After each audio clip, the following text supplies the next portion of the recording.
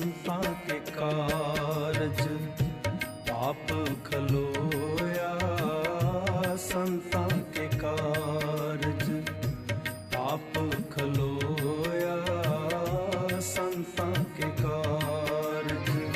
हर कम करावण आया राम, कम करावण आया राम।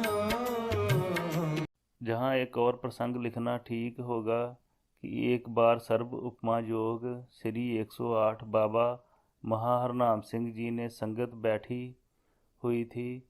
श्री बाबा आनंद सिंह जी से वचन किया कि ऋषि जी कुछ मांग लीजिए। बाबा आनंद सिंह जी ने हाथ जोड़ के वचन किया कि गुरुदेव, मुझे तो बिना मांगे ही सब कुछ मिल गया है, अगर देना ही है तो हमारे ये कृपा कीजिए। अलमकरंद चरण कमल स्यों, मन फेर फेर रीजे रहाओ। आन जला स्यों काज न कछुए, हर बूंद चातरिक को दीजे। बिन मिलबे नाही संतोखा, पेख दर्शन नानक जीजे। फिर दूसरी बार वचन हुआ कुछ मांग लीजिए। दूसरी बार भी हाथ जोड़ के यही बेनती की, पर तीसरी बार फिर हुक्म किया कि नहीं, जरूर मांगो, तीसरा वचन है, खाली नहीं जाना चाहिए। तो फिर आपने हाथ जोड़ के बेनती की कि गरीब नवाज, 3 लोग में सुई की नोक जितनी भी वस्तु पे मेरी मेहर ना हो। अगर मैं किसी भी चीज़ के ऊपर अपना अधिकार करूं तो हमें गुरसिक्खी से खारिज कर देना। जाको आयो एक रसा, खान पान आन नहीं खुदया, ताके चेतना बसा रहाओ। बाकी प्रसंग तो आगे किसी योग स्थान पे दिया जाएगा। सो यह है पूर्ण पुरखों की मेहर का सदका मन की अवस्था। शिव बिरंच और इंद्रलोक तामे जलतो फिरया, सिमर सिमर स्वामी पय शीतल, दुख दर्द परम हिरया। हे अर्जुन, ब्रह्मलोक से लेके तीनों लोक पुनरावर्ती स्वभाव वाले हैं। भाव जो लोग पुण्य करके इनकी प्राप्ति करते हैं, पुण्य खत्म हो जाने के बाद वह वहाँ नहीं रह सकते। इंद्रलोक शिवलोक जैबो, ओशे तप कर बाहुर ऐबो। तनासरी भगत कबीर जी। पर इसको वही समझते हैं जिनको यह रस आया है, जिसको आया ही नहीं वह क्या जाने। आज के मनुष्य को रस आया है सोने में, चांदी में, विकारों में, निंदा में, चुगली में।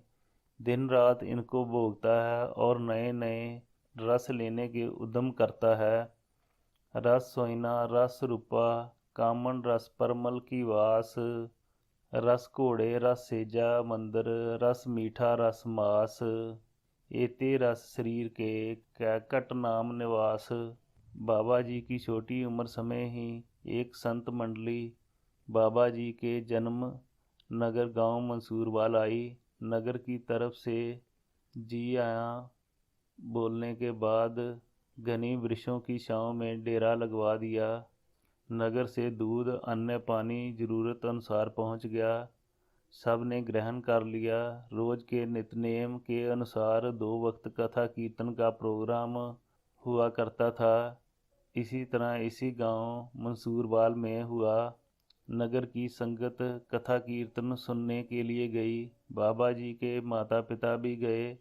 अपने पिता की उंगली पकड़ के आप भी साथ चले गए। संगत के पहुंचने के बाद कथा कीर्तन प्रारंभ हो गया। बाद में इस मंडली के पूजनीक महात्मा भी संगत में आके बैठ गए। संगत ने संतों को अदब से नमस्कार की और संतों ने भी संगत को नमस्कार की और बैठ गए। और महात्मा के नज़दीक ही बाबा जी अपने पिताजी की गोद में बैठे हुए थे। कीर्तन के भोग के बाद महात्मा जी ने कथा प्रारंभ कर दी।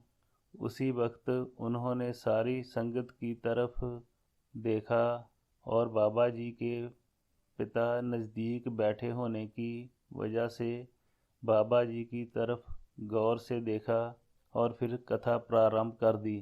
कथा करते करते कई बार बाबा जी की तरफ देखते रहे, लेकिन आप जैसे पहले से आके संगत में बैठे थे, आखिर तक उसी मस्त हालत में बैठे रहे। कथा की समाप्ति के बाद संतों ने बैठे एक सेवक को इशारा करके बुला लिया और बाबा जी के पिताजी को बुलाने के लिए कहा। जिस वक्त बाबा बूढ़ सिंह जी संतों के पास गए तो नमस्कार करके बैठ गए, तो आप भी पास बैठ गए। तो संतों ने पूछा कि भाई सिख क्या नाम है? आप जी के पिताजी ने अपना नाम बता दिया। फिर आप बोले यह बालक आपका है? तो आगे से हाँ में कहने के बाद आपका नाम पूछा। पिताजी ने बताया कि हमने तो निहाल सिंह रखा है, पर सीधा साधा होने की वजह से हम इसे मस्ताना कह के बुलाते हैं। तो संत चुप हो गए। बाबा जी के पिताजी ने पूछा कि महाराज क्या बात है, कुछ बताइए तो सही। तो महात्मा जी बोले तो सुन ले भाई, आप बेशक मस्ताना कहो या कुछ और, पर हमारी समझ के अनुसार यह साधारण बालक नहीं है। इस वक्त बाल अवस्था में होने की वजह से आप किसी निर्णय पर नहीं पहुंच सकते। समझ आ सकनी मुश्किल है। जब से यह तेरे साथ आया है इसने कोई अंग नहीं हिलाया। आगे से पिताजी ने कहा कि यह तो घर में भी इसी तरह रहता है, गर्मी सर्दी भूख प्यास की कोई परवाह नहीं करता। संतों ने कहा कि जो हमने आपको बताया है वह ठीक है। जे अगर कोई साधारण बच्चा सीधा साधा भी हो तो उसे गर्मी सर्दी तो लगती ही है, बोले के बिना तो वह भी नहीं रह सकता। आप जो अंदाज़ा लगाते हो वह गलत है। इस तरह की सोच विचार छोड़ दो। जहाँ इनकी वृत्ति टिकी है टिकी रहने दो। आपकी तरफ से कोई ऐसी बात ना हो जिसकी वजह से इनके मन को कोई ठेस हो। समा आएगा यह उच्च कोटि के महापुरुष होंगे। शारीरिक दुखों सुखों से इनकी चित्तवृत्ति नहीं है। यह किसी विरले महापुरुष की आनंदमयी अवस्था होती है, पर उनकी पहचान भी किसी खास को ही होती है। भाई आनंदलाल जी ने बताया है, प्रेमी बाजों यार लबां दी कोई कदर की जाने, 100 सियाणे एक जाकूत सुच्चे दी कीमत जौहरी अख पछाणे हो कुर्बाने। इस वजह से इनकी बालक अवस्था है, अभी ऐसे ही रहेंगे। इनकी सूरत बहुत ऊंची है। फिर महात्मा कहने लगे, सिमरन करने वालों को सबसे पहले शरीर की साधना करने वाले को चौकड़ी मार के बैठना जरूरी होता है। भाव जो चौकड़ी मार के बैठ नहीं सकता उसकी सूरत नहीं एकाग्र हो सकती। सुरती एकाग्र बिना नींद भूख गर्मी सर्दी शारीरिक जरूरतों की तरफ से बेपरवाह नहीं हुआ जा सकता।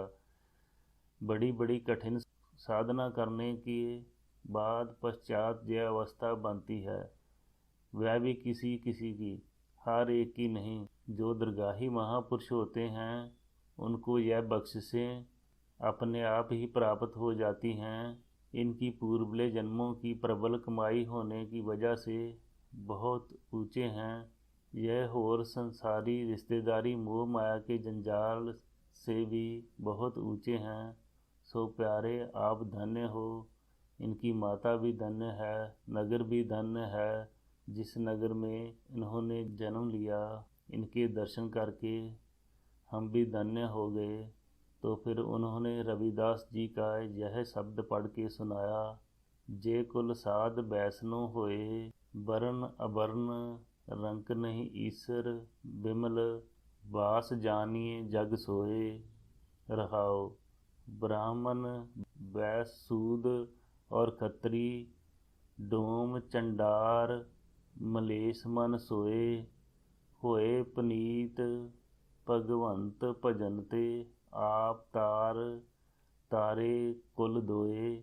धन सु गाँव धन सु ठाऊं, धन पुनीत कुटुंब सब लोए। जिन पिया सार रस तजे आन रस, होए रस मगन डारे बिख खोए। पंडित सूर छत्रपत राजा भगत बराबर और न कोय। जैसे पुरैन पात रहे जल समीप, भन रविदास जन्मे जग ओए। इस तरह के वचन करके महात्मा चुप हो गए। उसके बाद संत मंडली कई दिन तक गांव नगर में रही और महात्मा बाबा जी का दर्शन हर रोज करके अपने पास बुला के सत्कार करते रहे। संसारी आदमी तो अपने कर्म छल भोगने के लिए संसार में आता है, कभी दुखी कभी सुखी रहता है। अजा भोगंत कल मूल बसंते, समीप के रह तत्र गते संसार है, नानक सोग हरख व्यापते। इस श्लोक ਵਿੱਚ ਪੰਜਵੇਂ पातशाह ने बंदे की जन्म से लेके आखिर तक की हालत बताई है।